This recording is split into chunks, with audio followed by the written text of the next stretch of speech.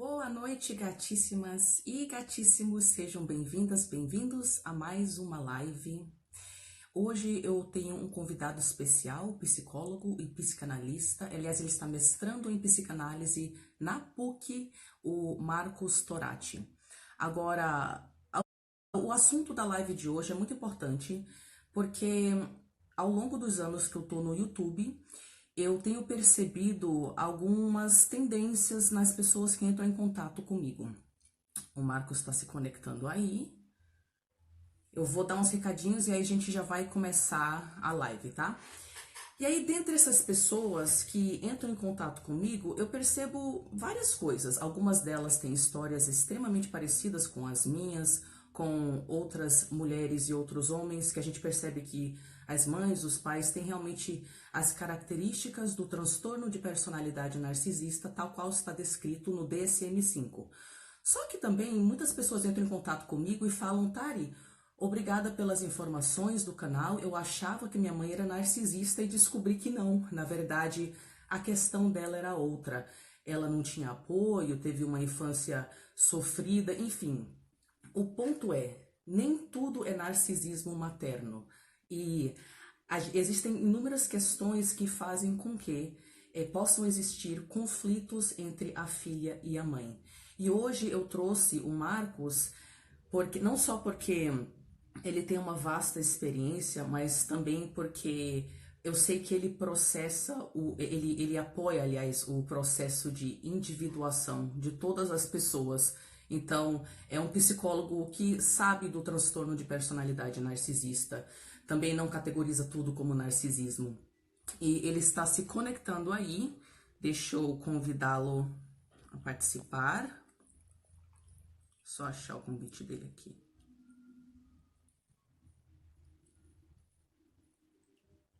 Não estou vendo a sua solicitação, Marcos. Você solicitou já? Deixa eu ver aqui. Ah, peraí. Tá bom, tá conectando, gente.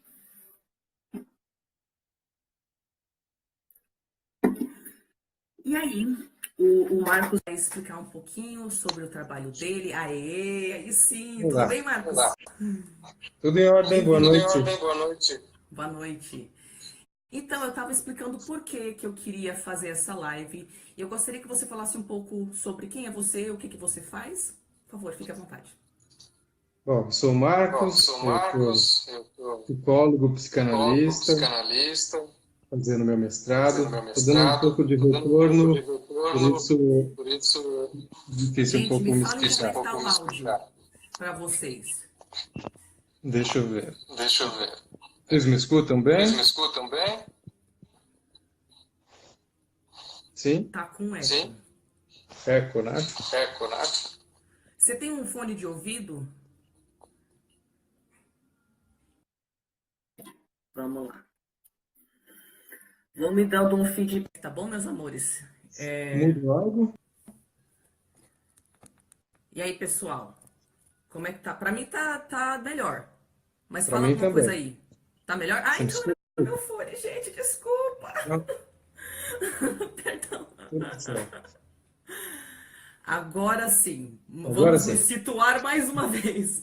Você Vamos estava lá. explicando que causa uma grande confusão, e de fato causa, eu percebo pelas pessoas que entram em contato comigo, que na verdade existe a pessoa que já tem o transtorno de personalidade narcisista que se torna mãe ou pai. Agora sim, vai. E como existe uma questão bibliográfica mesmo, e isso vai de algumas correntes dentro da psicologia, que elas acabaram agrupando essa palavra narcisismo, ou esse título. Esse título tem tantas características que compõem outros quadros clínicos. Até porque todos os seres humanos têm um narcisismo. Então, todo mundo tem um narcisismo, né? E quando você engloba esse título, você acaba falando de diferentes tipos de paciente e comportamentos e condutas semelhantes que podem ocorrer em transtornos não narcisistas. Por exemplo, um quadro de perversão. onde existe um narcisismo. Então, num perverso, numa mãe perversa, né, todos os perversos são narcisistas, isso é uma regra, mas nem todos os narcisistas são perversos, nem todos são cruéis, né? Não tem essa relação direta, necessariamente. Então, existem quadros histéricos, por exemplo, onde a mãe coloca o filho para tamponar as próprias faltas, acaba tendo um grau de dramaticidade, por exemplo, e a criança acaba ficando conectada com essa mãe, se sentindo às vezes usada, né? Existem mães depressivas, por exemplo, né? E essas mães acabam consumindo muito da atenção do filho, e o filho acaba se conectando de uma forma com ela. Mães borderline, por exemplo, pessoas que passaram por eventos traumáticos. Uma mãe, por exemplo, que deprime, mesmo num curso de zelo com um filho correndo normalmente, ela pode entrar em estado, numa depressão, e aí criar um outro tipo de ruptura, isso criar um impacto para a criança. Existem diversas formas de manifestação de condutas, né, que a criança acaba sendo tragada ou acaba sendo envolvida pela mãe, inclusive brigas de relacionamento ou dificuldade de relacionamento matrimonial, por exemplo, né? Então, se for respondendo de uma forma mais concisa, né, dá para se dizer assim que qualquer pessoa pode ter dificuldade com a mãe. Todas as pessoas, ninguém está livre disso. Perfeito. Então, E todos muitas podem têm, ter né? Não dificuldade tendo com a nada a mãe. ver com narcisismo, né?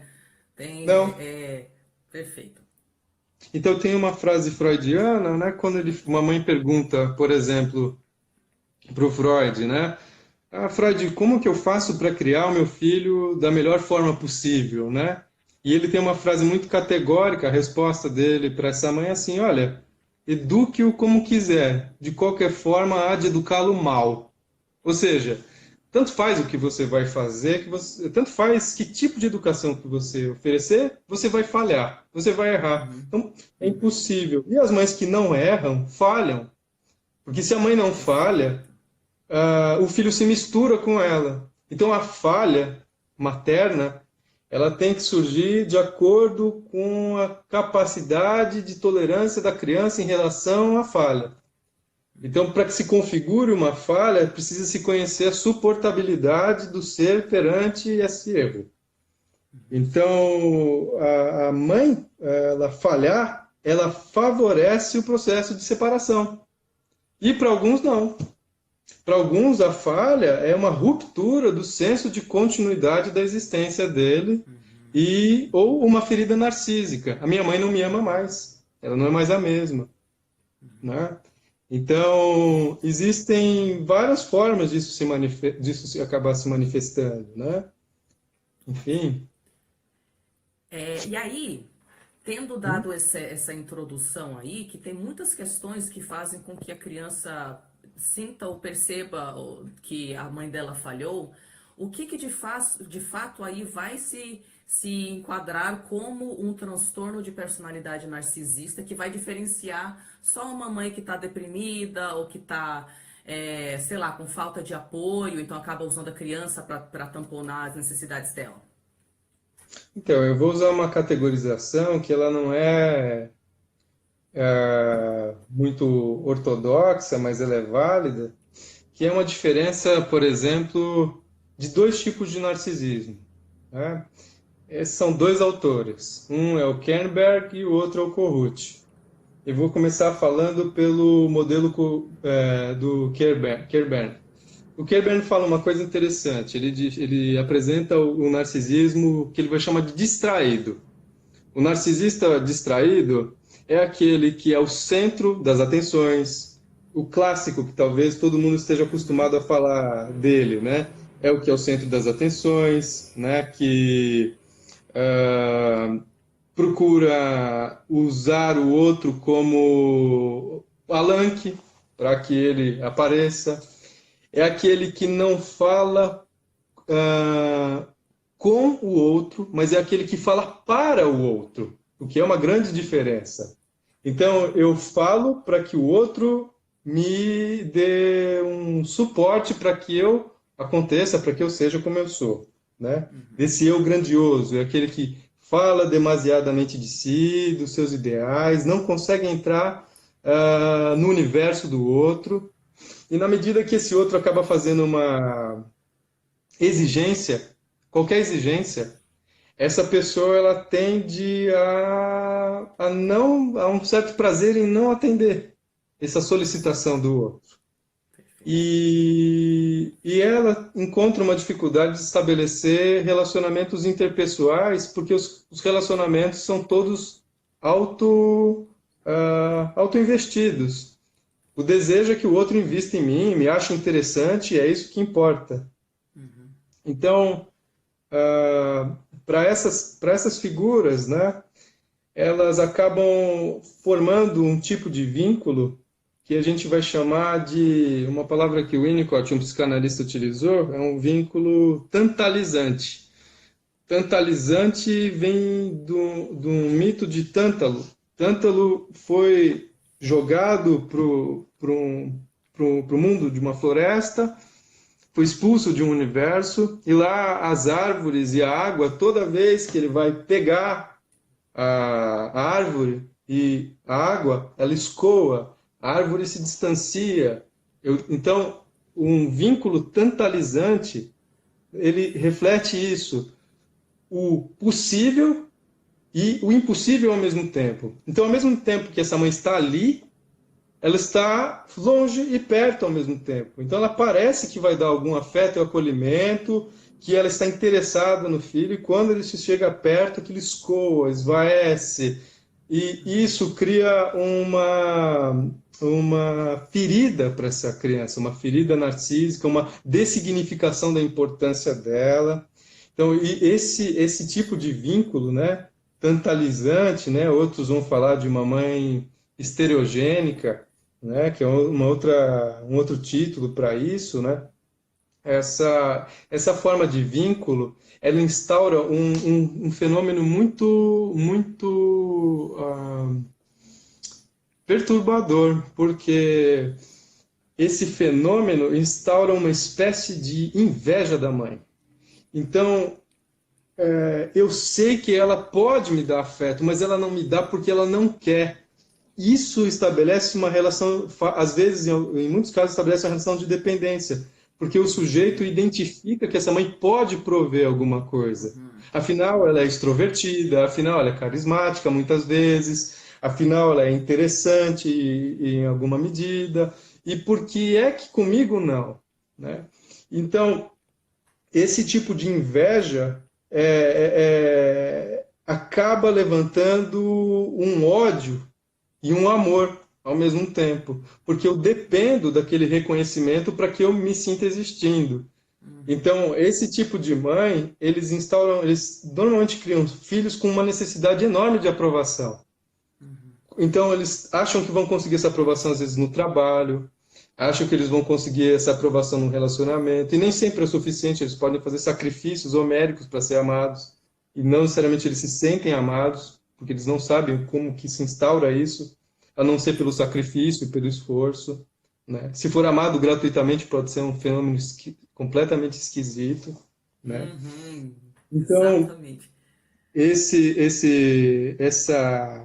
Esse fenômeno, né, ele também provoca culpa, porque a mãe, socialmente, culturalmente, como isso é sabido, né, a mãe acaba sendo associada com uma imagem muito sagrada na cultura, né, principalmente na cultura mais judaico-cristã. Né? Então, como que sim eu posso odiar minha mãe? Isso instaura um sentimento de culpa na criança, né? Ou na pessoa que está passando por isso, né?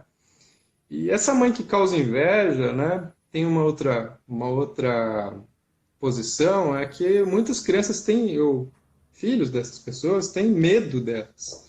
E a gente fala que é um medo taliônico, né? Que é um medo vindo da lei de Talião. né? O medo taliônico é olho por olho, dente por dente. Se eu não realizar o que ela deseja, ela se vinga de mim. Então, esse medo taliônico gera uma sensação de persecutoriedade, né? Minha mãe, se eu não realizar o ideal dela, ela me odeia. Então, eu não sou alguém. O meu eu está na mão dela. Então, Perfeito. nesse modelo, né? Seria o modelo do Kernberg. Ele vai falar de uma mãe, de um narcisismo distraído, esse que quer ser o centro das atenções, né? Esse que precisa que os outros o admirem o tempo todo e ele não consegue estabelecer uma relação amorosa que não seja uma veneração, uma autorreferência a ele. Perfeito. E aí, você gostaria de fazer algum comentário, alguma... Não, aliás, eu só tô lendo os comentários aí porque o pessoal tá gostando muito de ver você aqui no canal, porque quando um profissional chega e descreve o que elas sentiram, percebiam, é uma validação muito grande, é muito importante. E você fazer isso com tanta, de uma forma tão centrada,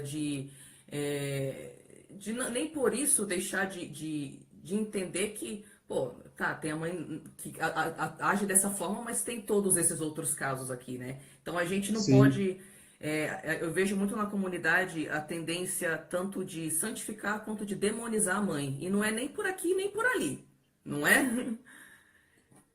Esse ponto ele é muito importante da mãe ser endemonizada. Eu vou lembrar um texto do Firenze, sobre ele fala da incredulidade, da crença em Deus. Ele vai falar que tem tipos de vínculos diferentes entre a histérica, o obsessivo e o paranoico, né? Uhum. E ele diz que ele está falando sobre a crença em Deus. Olha como isso é interessante. O Winnicott fala que a capacidade de acreditar em Deus ou em outra figura, né, que outra figura zela, olha e cuida, começa em casa, começa com os pais. Uhum.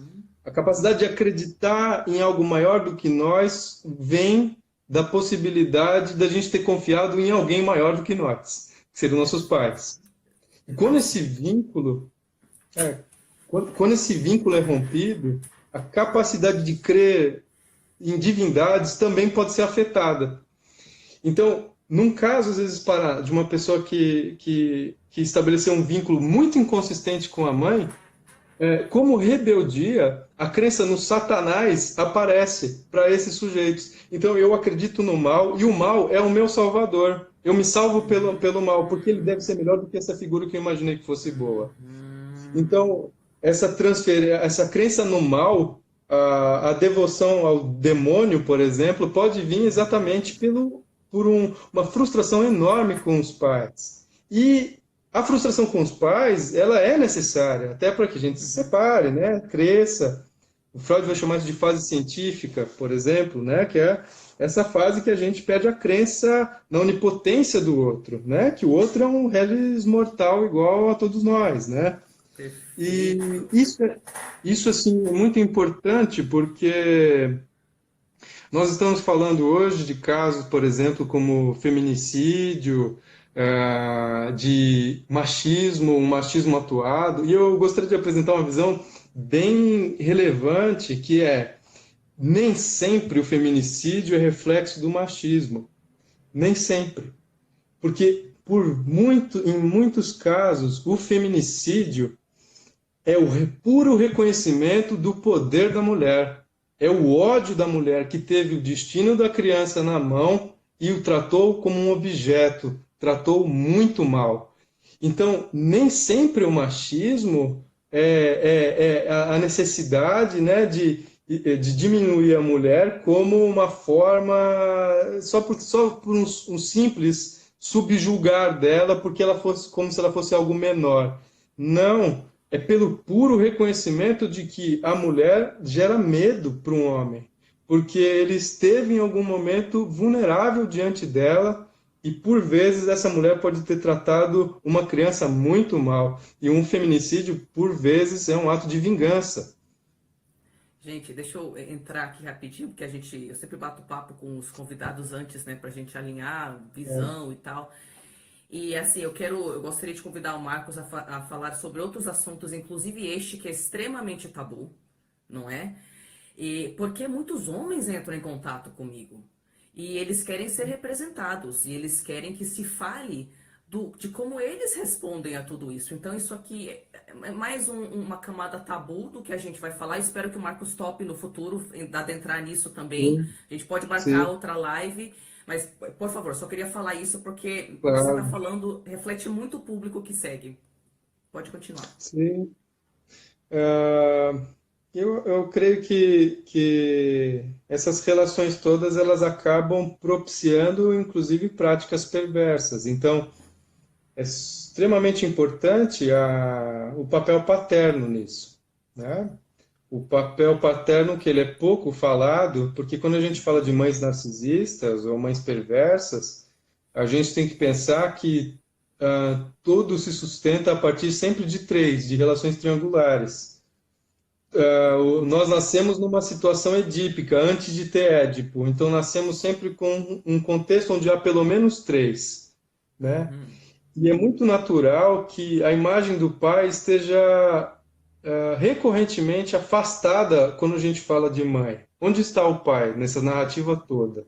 Né? Onde está o pai para retirar o filho, como diz alguns autores, que o papel do pai é livrar o filho da loucura da mãe, ou seja, da Sim. mãe acreditar que o bebê é o centro da vida dela, que o desejo da mãe é só de desejar a criança, né? Como diz o Lacan, compara a mãe a um crocodilo, né? Que pode engoli-lo, devorá-lo, né? Travá-lo, trancafiá-lo dentro dos próprios dentes. E onde está o pai para fazer a intervenção disso? Isso é extremamente importante, porque o pai muitas vezes acaba ocupando o papel de salvador da vida de uma criança que podia estar sendo devorada, engolida por essa mãe voraz, e o papel dele é extremamente relevante. Então, quando a gente fala de mãe narcisista, não se pode falar dela sozinha, de forma alguma. E também não se pode falar de filhos de mães narcisistas sem falar do pai, do papel do pai. Isso seria, inclusive, sem se dar conta, patrocinar uma visão machista de mundo, onde o homem está ausente de suas responsabilidades, porque isso é uma questão cultural. As mulheres, muitos aceitaram maridos alcoólatras, então deixa que eu me viro, deixa que eu cuido, deixa que eu assumo. Tem muitas mães que têm problema de relacionamento com o marido e acabam colocando o filho no centro da vida delas, como se esse se tornasse tudo, e aí ele vira um substituto da relação amorosa, né? Erótica entre adultos, e acaba chegando próximo de uma relação incestuosa, né? O que pode gerar uma certa confusão nisso tudo. Então, o papel do pai ele é relevante porque ele instaura a possibilidade da individuação, da separação. E por vezes esse pai pode ser visto tanto quanto herói como um vilão, porque se a mãe não aceita essa intervenção do pai, a criança acaba sendo ainda ficando presa nesse tipo de relação. Algumas pessoas depois que crescem percebem, meu pai não era tão mal assim. Eu percebi que a vida inteira eu estava preso numa relação e o meu pai não era um sujeito ruim. Ele estava tentando fazer algo e às vezes ele não teve força, né, para Sim, enfrentar. perfeito. Então, o papel do pai ele serve para fazer essa intervenção, né? Aliás, posso fazer um Claro, deve. parênteses aí? Sim, sim. A gente fala do pai facilitador, né? Que às vezes Uhum, tem um outro narcisista aí, uma outra mistureba aí de transtornos entre os dois, mas também tem o cara que você acabou de falar, que ele não tinha força, não. Ele não tinha força. E ele acaba interpretando o papel dele como exatamente o que você descreveu. Ele é o apaziguador da família porque ele gira em torno da mãe como um satélite. E ele vai meio que, né, apaziguando, apaziguando. Só que daí, o que eu percebi que foi muito interessante você comentar isso, uhum, que aqui eu vi duas experiências muito comuns. A primeira de a sensação de, putz, por que que meu pai não me protegeu, né? uhum, Por que que ele não preencheu esse papel? E até eu tive essa sensação durante muito tempo, mas aí eu percebi o negócio na fase adulta, que a gente vai lendo o passado com outros olhos, né? E eu percebia duas coisas. Enquanto a minha mãe tinha o marido, nossa, eu era muito menos alvo. Eu era Uhum, muito menos alvo, gente. uhum, Muito menos alvo. E outra coisa, às vezes, os meus padrastos, eles não tinham aquela coragem de falar algo na frente dela. Mas olha como me salvava. Às vezes ela ia embora e ele virava para mim e falava: essa mãe é louca. O que você pensa faz uhum. sentido. Tá bom, ele não falou na frente dela, mas aquilo ficou dentro de mim como: caramba, peraí, alguém tá validando a minha percepção da realidade. Porque a gente acaba não acreditando em nada que a gente percebe. Então, muito importante o que você falou sobre o pai. Você quer falar mais alguma coisa sobre o pai? Não, eu acho que aproveitar o que você está trazendo de experiência pessoal, isso que o processo de criação de filho começa numa alienação. Ele começa na inclusão do outro dentro do universo de alguém. Então, todos nós partimos de uma alienação. Não dá para falar de separação, de individuação, se não tem alienação, se não tem o dois, a relação diática, para ter relação triádica, três. Claro que, pensando numa situação edípica, o mundo é composto sempre por esses três elementos. Mas o mundo da criança ele é estruturado na linguagem, na significação de outros, ele é estruturado em cima do universo de outra pessoa. Então, Uhum, se não há essa boa relação, né, entre os pares ali, o casal, essa criança fica presa nesse tipo de alienação mesmo, né? Então, ela é muito perigosa, ela é arriscada, assim, para o amadurecimento, né, do perfeito. sujeito. Isso tem impactos na relação transferencial com outros, nos outros relacionamentos, né? Uhum, Nos namoros, no casamento, enfim. Uhum. perfeito. Acho que você ia entrar no outro modelo ou você queria falar mais alguma coisa? Assim, eu falei do Kernberg, iria falar do Kohut. Ah, o Kohut, ele tem uma outra percepção, né? Ele vai falar de um outro tipo de narcisista. E eu estou fazendo essa distinção para dentro do tema narcisismo, tá? Dentro do quadro que é pensado como narcisista, porque isso pode englobar vários outros quadros também, como já foi mencionado anteriormente. Esse sujeito, o Kohut, o Heinz Kohut, ele vai falar do narcisista hipervigilante, que seria um narcisista que, digamos, tem um ego mais frágil. Então ele se sente, ah, ele vê sinal de descaso em tudo. Ele está procurando sinais de rejeição em todo mundo. Ele é autocentrado.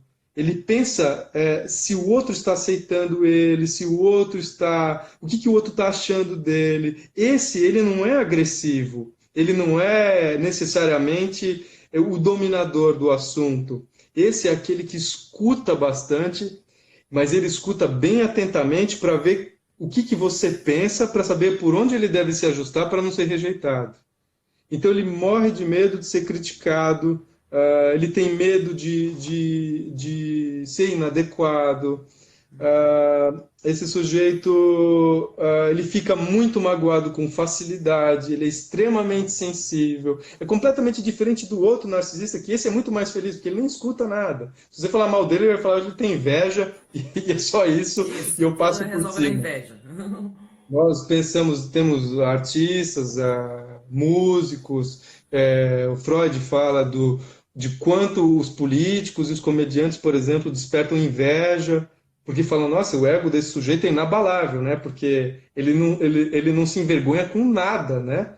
Ele não sente nem vergonha, porque vergonha é para alguém que deve satisfação para um outro, ele deve satisfação só para ele mesmo, né? Então, isso causa muita inveja a algumas pessoas. Desse não. Ele está numa outra posição e se deprime com muita mais facilidade. No modelo do Hum, Kernberg, esse narcisista é feliz. Ele é muito mais feliz. Embora essa felicidade seja uma blindagem, claro, mas esse outro é extremamente frágil, né? Ele está observando tudo. E esse tipo de empatia que ele estabelece não necessariamente é uma relação empática, que ele está se pondo num lugar do outro. No fundo, ele está monitorando o outro. Ele está monitorando o outro para ver o que, que ele pensa, o que, que o outro pensa, o que, que o outro acha, Uhum. para ele ver se ele não vai ser inadequado. É completamente diferente. Então, existe, esses dois autores têm uma divergência teórica muito grande. Eles estão falando de pessoas, de quadros às vezes muito diferentes, né? Mas eu acho que é válido citar, né? Esse tipo de transtorno, né? Pra gente aqui é muito válido o que a gente chama de narcisismo oculto. Que não é Uhum, aquela coisa que vai aparecer, como você descreveu, o grandioso lá, né? Aquela personalidade extrovertida e tal. Mas é super confuso pro pessoal que tem uma mãe assim, justamente porque não tem essa característica abertamente eu sou o máximo, você é inferior, mas e as formas indiretas de passar mensagens para a filha? E como que essa narcisista aí acaba de fato interagindo com a filha ou com o filho? é interessante pensar nisso, porque, por exemplo, algumas mães histéricas, né, elas, quando a filha entra na adolescência, por exemplo, isso inconscientemente pode suscitar um sentimento de inveja, né, um sentimento de inveja muito forte. E conscientemente essa mãe está dizendo por vezes para a filha que, olha, minha filha, eu quero que você seja feliz.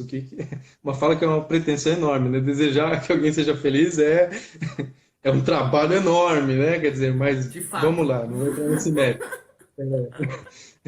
Olha, só quero que você seja feliz, Só. é uma fala, né, não nada leve, né? Vai dar um trabalho, mas enfim, o ponto é que essa mãe, ela acaba na narrativa dizendo, minha filha, eu quero que você, né, seja feliz, se case, que você seja bem-sucedida, enfim, e ok. Mas essa mãe está sentindo inveja. E às vezes o desejo encontra um jeito de ser materializado. Embora moralmente essa pessoa se condene, essa menina, por exemplo, quando cresce, a mãe, em vez de dizer assim para ela, seja feliz, como ela já vinha dizendo, ela simplesmente fala assim, ao ver o corpo da menina, ao ver ela tendo o corpo que a mãe já não tem mais, por exemplo, ela chega e diz assim, filha, homem é tudo vagabundo, homem não presta. Toma cuidado que todo mundo quer te comer. Então isso é importante. Por quê? Porque no final das contas, isso é um jeito de sabotar. Porque a menina pode não se casar com ninguém, ela pode não se relacionar com ninguém, ela pode não ir para frente. Então, enquanto se a filha realizar o desejo da mãe, ela se liberta dela. Se a filha, de uma forma muito oculta, se realizar o medo da mãe, a mãe a tem para ela eternamente. Então, às vezes, o desejo inconsciente, me refiro, encontra lá o seu jeitinho, a sua brecha para ele acontecer. Então, esse paradoxo, né, do desejo, né, eu digo, ele tem dois efeitos, né? Existe a vontade e existe o medo.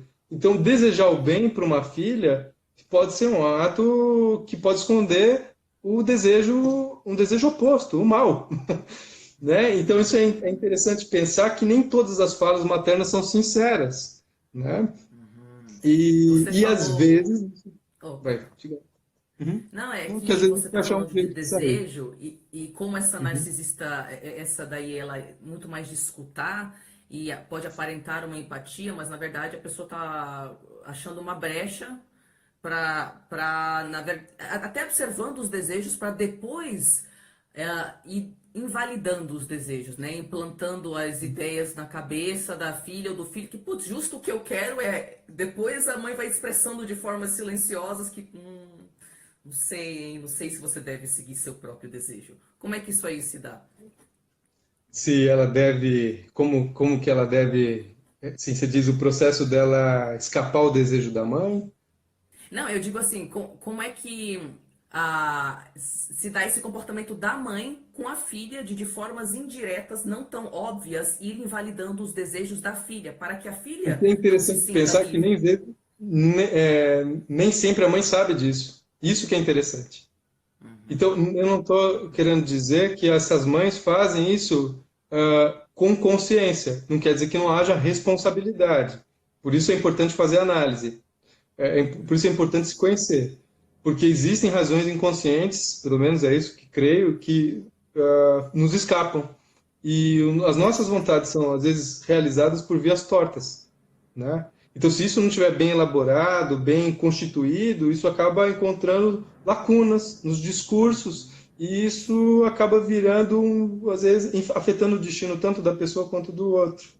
Então, existem mecanismos de defesa, por exemplo, como formação reativa, amo, logo odeio, né? A gente brinca assim, que existem mães, por exemplo, que eu gosto dessa. Isso é muito recorrente, por sinal. Existem mães que têm gravidez indesejada, que engravidaram, por exemplo, por acidente. Existem mães que, por exemplo, que engravidaram porque era desejo do homem. E aí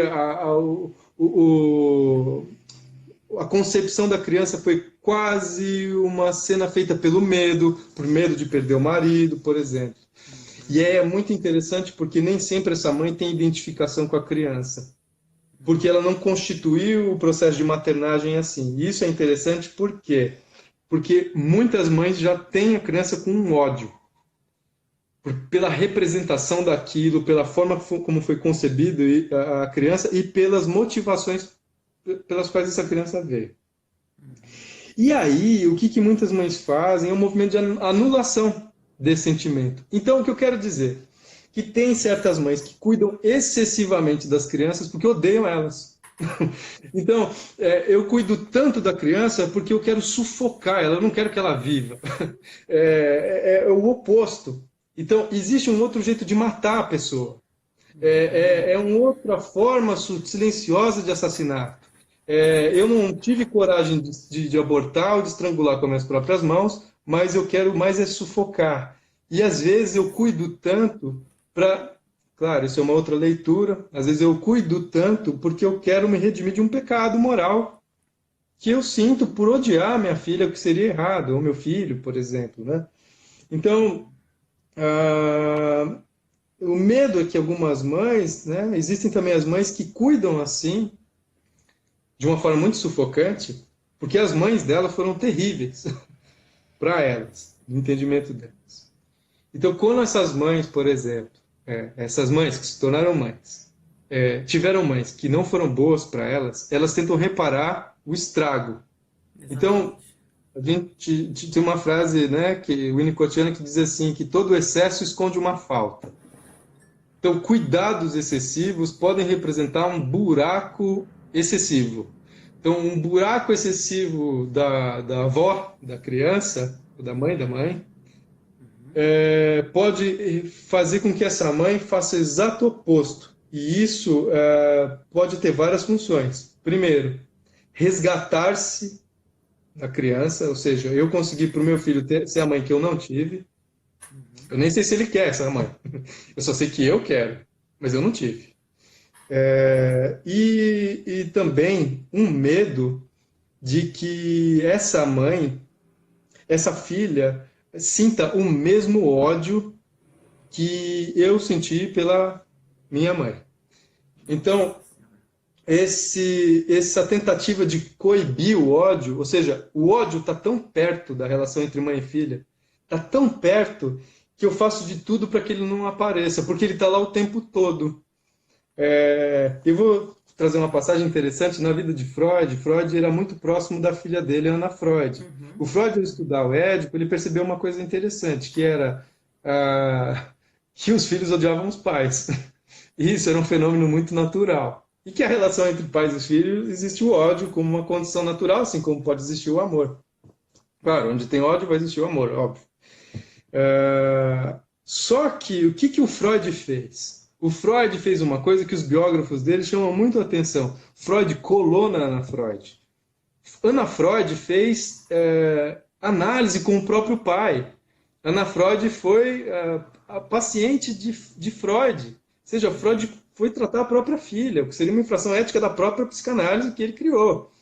Então, alguns biógrafos falam que eles tinham tudo, né? Menos uma relação sexual de fato, porque eles estavam tão perto. E a tentativa, a interpretação da leitura de pós-freudianos, de alguns, eu estou dizendo uma versão, certo? Uma versão que eu acho que interessante, é válida, de alguns autores, de que Freud estava tão próximo da Ana Freud que ele morria de medo de ser odiado por ela. Então, ele estava tentando abafar o ódio da própria filha, porque ele, como criança, sentiu ódio dos pais, naturalmente, né? E não lidou bem com isso. Então, assim, isso são exemplos dessa naturalidade. Tem alguma coisa específica a falar? Eu posso... Sim, assim, seria mais um outro exemplo pessoal Não, por que favor. eu acho ele Por bem. favor. Aí sim. Mas eu não vou trazer um caso clínico, eu vou trazer um caso pessoal e não vou revelar situações ou Claro. pessoas. Uma vez eu fui num casamento e eu estava com uma pessoa que é amiga de outra pessoa, e essa pessoa falou assim: olha, o filho dessa minha amiga não fala. Ele tinha uns 2 anos, 3 anos, ele não fala. E ela falou: levou ele na fono, ele não fala. E aí eu fiquei lá observando um pouco, assim, ela interagindo com essa criança. A criança estava brincando na beira da piscina, a mãe não deixava ela chegar nem 30 metros perto da piscina. A mãe já segurava, impedia que qualquer risco acontecesse, né? E foi muito interessante, porque intuitivamente eu olhei para aquela cena e eu cheguei para essa pessoa e disse assim, falei: escuta, essa mãe perdeu um filho? Eu nunca tinha visto essa pessoa. Eu falei: essa mãe perdeu um filho? Ela falou: nossa, como é que você sabe? E eu disse assim: porque me parece que ela cuida mais da morte do que da vida. E isso é importante, porque quando eu conversei com essa moça, ela foi conversar comigo sobre o filho dela, era claro que ela tinha perdido um filho e ela zelava tanto pelaquela criança, mas tanto que o motivo da criança não falar, no meu entendimento, é que ela supria até o pensamento dela. Então, o pensamento é um impulso agressivo. Você tem que usar da sua corda vocal para falar. A mãe, ela adivinhava, não era uma mãe suficientemente boa, quando o Winnicott fala, ela era uma mãe ótima, e uma mãe ótima é péssima. Uma mãe que faz tudo é horrível, anula. Então, essa mãe, ela era tão ótima que essa criança não conseguia nem falar. Então ela era infalível, e infalível impede a fala. Uma mãe infalível impede que a criança, inclusive, fale. Então esse é um exemplo interessante, que como uma experiência anterior, né, vinda de uma outra relação, afetou a criação de uma criança que não tem nada a ver com isso, supostamente. E tudo a ver, porque nasceu desse casal. Né? Mas enfim, é Fala, isso. eu só vou tendo vários flashbacks, assim. Tanto das minhas experiências, quanto das experiências de clientes e seguidores. Ai, meu Deus. Você gostaria de resumir, explicar aí a questão de mães perversas e mães pervertizantes? Só pra gente pegar o que a gente falou até aqui e dar uma clareza maior. A mãe perversa, a mãe pervertizante, toda mãe pode ser pervertizante, mesmo sem intenção. Por exemplo, o caso dessa mãe, ela pode ser uma mãe pervertizante, cometer algum mal para o filho e não necessariamente com a intenção consciente de fazer mal. Então isso cabe a todos nós. Como diz o Freud, a neurose é o inverso da perversão. Então, numa gênese, todos nós somos perversos, né? Quer dizer, nós com aspas, né? Quer dizer, a perversão está em todos nós. E por vezes nós deixamos escapar esses comportamentos, ou de uma forma inconsciente ou consciente. Na perversão é diferente. Na perversão a pessoa sente prazer com a crueldade. Ela acha que é direito dela fazer isso com o outro. Né? Ela nem pensa no outro. Ela quer triunfar sobre o outro. Ela quer prender esse outro da forma que lhe é conveniente. Ela não se preocupa com se se o outro está sofrendo às custas do gozo dela. E no caso dessas outras pessoas, quando elas fazem análise, por exemplo, elas conseguem identificar isso e reconhecer muitas vezes que, por mais que as intenções sejam boas em alguns casos, elas acabam cometendo falhas e erros, né? E essa pessoa tem um poder de recuperação diferente. No caso dessa mãe perversa, ela tenta estabelecer uma coisa que a gente chama, às vezes com os filhos, como um par antitético. Antitético no sentido de antítese, os opostos. Então, uma mãe sádica tende a fazer com que apareçam filhos masoquistas, porque pelo menos ele não se separa dela. Então, é como se fosse um ajustamento a esse outro. E por vezes, quando o filho se torna sádico e quer se vingar, essa mãe se põe num lugar masoquista, ele se sente culpado e fica preso. Então, o perverso estabelece relações de controle sobre o outro. Ele tem medo de perder o outro de vista.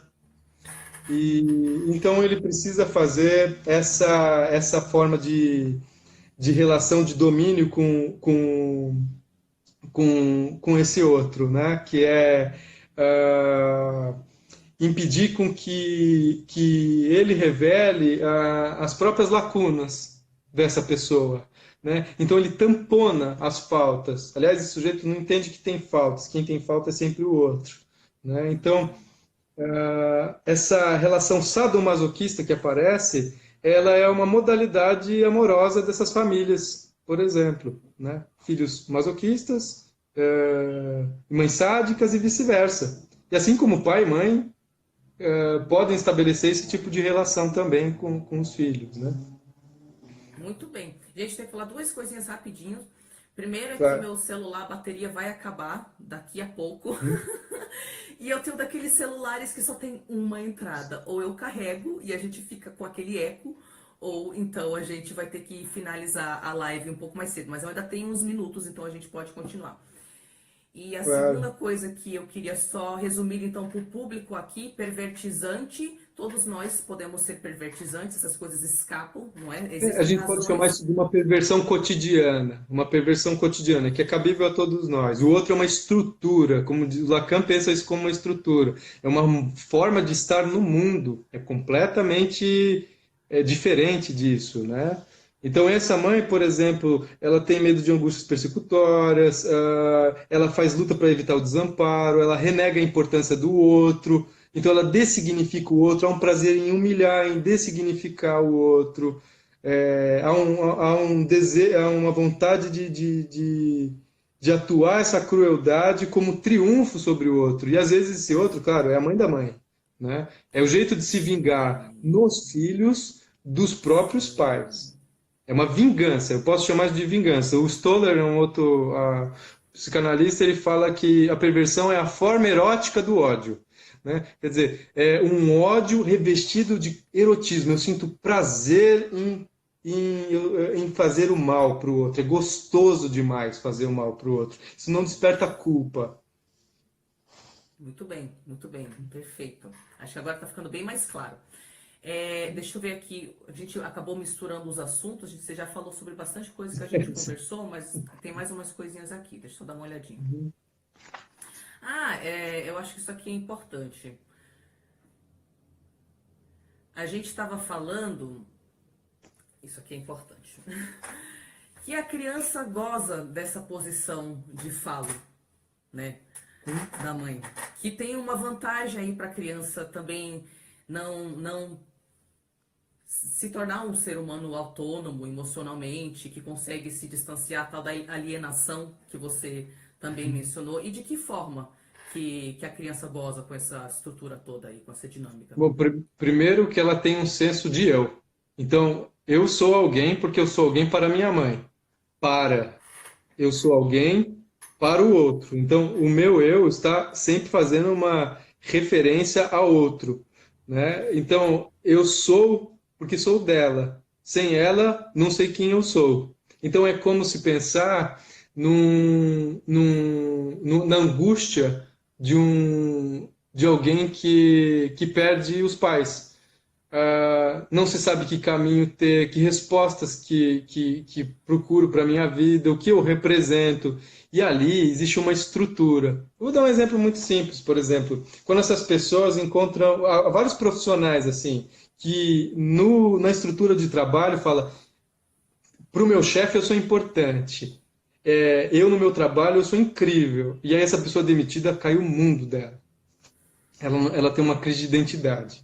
Então, a identidade respondida pelo outro, sendo boa ou ruim, pelo menos eu sei o que eu tenho que ser e eu sei o que eu tenho que fazer. Por exemplo, com uma mãe dessa, a criança sabe o que ela tem que fazer.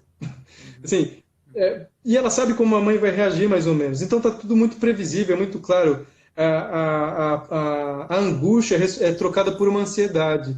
Então, a ideia, por exemplo, num trabalho analítico, tanto com a mãe quanto com a criança, é trocar essa ansiedade que tudo responde, que já tem padrões de resposta muito claro e pré-estabelecidos para esse tipo de relação disfuncional, porque há uma funcionalidade, ou seja, não pensem, né? Não pensem que essas relações são disfuncionais. Pensem nelas como funcionais, porque elas têm várias funções. Isso não se sustenta gratuitamente, isso se sustenta porque há outros pavores por detrás disso. Então, essas relações não é uma relação necessariamente. Há uma via de mão dupla. Há um ganha-ganha, claro, muito maldoso, mas há um ganha-ganha. Então, isso é interessante pensar como função, não como disfunção. A disfuncionalidade é uma função, uma modalidade do relacionamento. Perfeito. E, enfim, e essa pessoa, ela tem medo de se deparar com um vazio existencial, digamos assim, ou com uma falta a ser como sujeito. Então, essa mãe, diante dessa mãe, eu não tenho faltas, embora me falte tudo. Me falte muito, mas pelo menos eu sei que eu preciso fazer isso com ela, ela faz isso comigo, enfim, está tudo muito Exatamente. estruturado, né? Então, só finalizando essa fala, num processo de análise, o que a busca é que essas pessoas consigam trocar a resposta ansiógena, ou seja, de ansiedade, por um estado de angústia. Ou seja, entrar num estado de não saber. Ué, o que eu faço agora? Então, instaurar Arrasou! Instaurar isso é importante, né? Quer dizer, sair de um estado de ansiedade para um estado de angústia. Quem eu sou, como sobrevivo a isso. Ou seja, instaurar um furo, fazer um furo nessa narrativa. Ou seja, fazer a função do pai. Fazer o que o pai deveria fazer, instaurar um furo narrativo na disfuncionalidade. Estabelecer uma relação onde não sou, onde não sei o que sou, onde não sei como devo funcionar. Isso, por si só, resultaria já seria uma introdução para um crescimento. Perfeito. E aí a gente já sabe aqui na comunidade por que que a gente evita tanto isso, não é? Como dói perceber que você não sabe como se enxergar sem sua mãe, que você não sabe como enxergar o mundo, que você não está acostumado a confiar nas suas percepções. E agora ter que tomar decisões e bancar seus erros e não ser as mesmas ansiedades como você falou que você está Tem acostumado. uma frase do Kant, uma frase curta, né? Ele fala: é muito cômodo ser menor. É cômodo ser menor. É cômodo ficar eternamente na posição de criança, porque aí eu não preciso pensar. Alguém pensa por mim, alguém decide por mim, eu não preciso assumir responsabilidades. Então, o gozo dessas crianças, muitas vezes, é culpabilizar a mãe a vida inteira. E isso não a desresponsabiliza.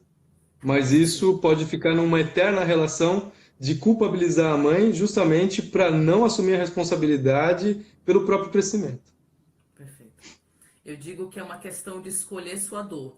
Tem a dor de ficar onde você já sabe, que você sabe que você só existe para ela, e você nunca vai ter noção de quem você é, porque você não pode nem ter suas experiências e descobrir, né? Poxa, será que eu gosto disso, não gosto disso? Mas aí tem essa É, dor da angústia. Mas é você se conhecer de fato e conseguir sentir que você tem direito de existir, né? Porque vem acompanhado aí sim, uma forte sensação de que eu não tenho direito de existir. mas é horrível isso ao mesmo tempo, né? Sartre, um filósofo, fala, né? A liberdade é uma prisão, porque a liberdade a gente precisa ser responsável. Então a libertação da mãe muitas vezes não ocorre pelo pavor de não saber o que fazer pós ela. Então a liberdade para o humano é horrível, a orfandade de uma figura paterna, seja ela divinal ou terrestre, é terrível para um ser humano. E às vezes isso é substituído na busca por um parceiro, de um terapeuta. Se o terapeuta não for bem analisado, ele entra nessa relação de responder esse lugar para o paciente. Ou seja, o paciente acaba depositando nele a figura de um mestre e ele corresponde a esse papel e, sem se dar conta, ou por falta de análise, muitas vezes, ele acaba prendendo esse sujeito igual à mãe, mas pelo menos não é a mãe que ele está preso a mim. E aí eles estão reproduzindo a mesma relação de dependência sem se dar conta. Então o terapeuta precisa estar muito atento a esse tipo de movimento, né? Você falou agora, eu acho que talvez até possa ser um. Não, tem um tempinho ainda, gente. E bom, essa bateria não é tão ruim quanto o meu iPhone era. Você tocou agora no assunto dos terapeutas, não é? E com o que o povo aqui na comunidade se depara bastante? Eu tenho relatos de gente que fala, Tari, se não fosse pelo meu terapeuta, eu já tinha cometido suicídio, porque eu realmente salvou o processo, né? A análise salvou a vida da pessoa. Mas eu tenho, infelizmente, também muitas pessoas que entram em contato e falam, Tari, infelizmente, os profissionais que eu busquei, eles tentavam forçar a reconciliação. Não tinha outra opção. O negócio não, mas é sua mãe. E não aprofundava em mais nada. Então, você pode falar um pouquinho a respeito disso aí? Isso é interessante pensar, porque o papel de um analista é sempre fazer uma crítica tanto à cultura quanto a si, e à cultura em si mesmo, né? A influência da cultura em si mesmo. Ou seja, ser alguém com senso crítico. E às vezes, por trás disso, existe no analista a, a lógica cultural de que precisa se estabelecer um vínculo harmonioso com os pais. Isso pode derivar do cristianismo, por exemplo, ou de uma influência judaico-cristã, por exemplo. Então, esse tipo de raciocínio que prega a união, ele pode ser passado para o paciente como uma forma de redenção dos pecados. O problema é que não tem bom e mal em relação nenhuma. Não existe isso. Não existe bom e não existe mal. Existe o que pode ser saudável ou adoecido, né? Ou disfuncional, vamos dizer assim, para as pessoas.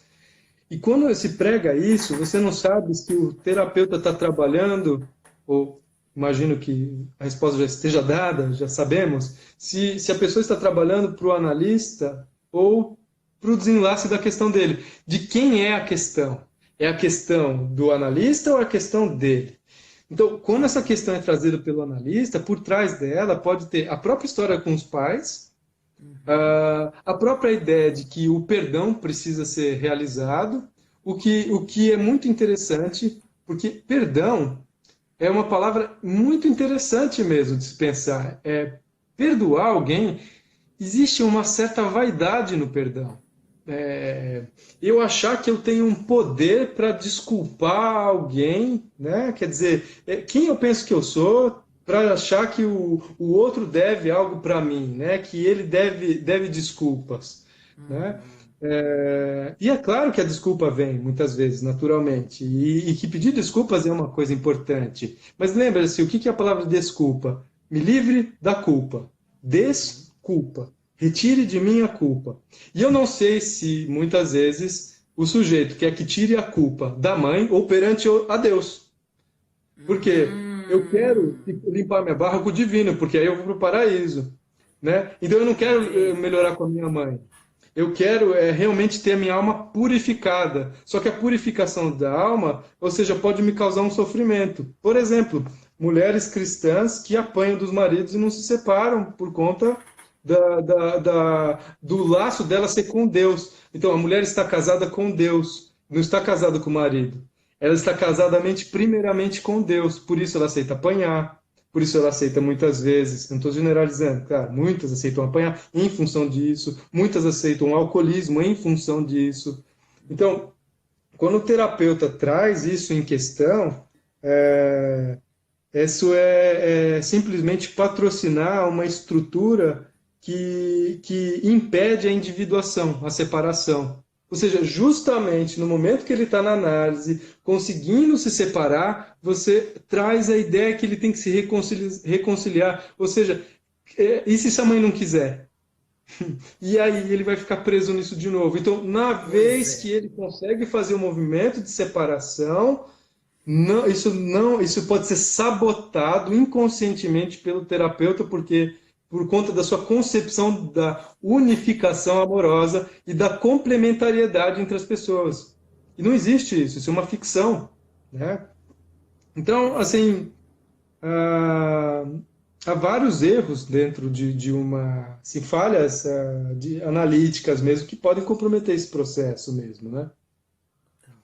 Gente, eu tenho Uma 10% outra... de bateria, ou perdão, eu acho que dá para você finalizar isso daí, e depois se você quiser falar alguma coisa importante antes de terminar a live, que você quer falar mesmo, só para você saber que eu não sei quanto tempo vai durar essa Eu live. gostaria de finalizar, assim, tem muitas coisas a serem faladas, porque é um tema muito interessante mesmo. Você me fez algumas perguntas antes, né? Me explicou como que isso o seu canal, como que isso se dá, e tem muito a ser explorado, né?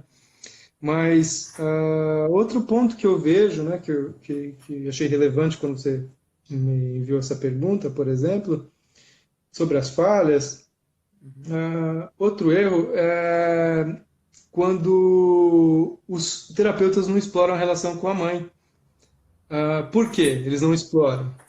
Eles não exploram porque o terapeuta às vezes pergunta assim: como é que é a relação com a sua mãe?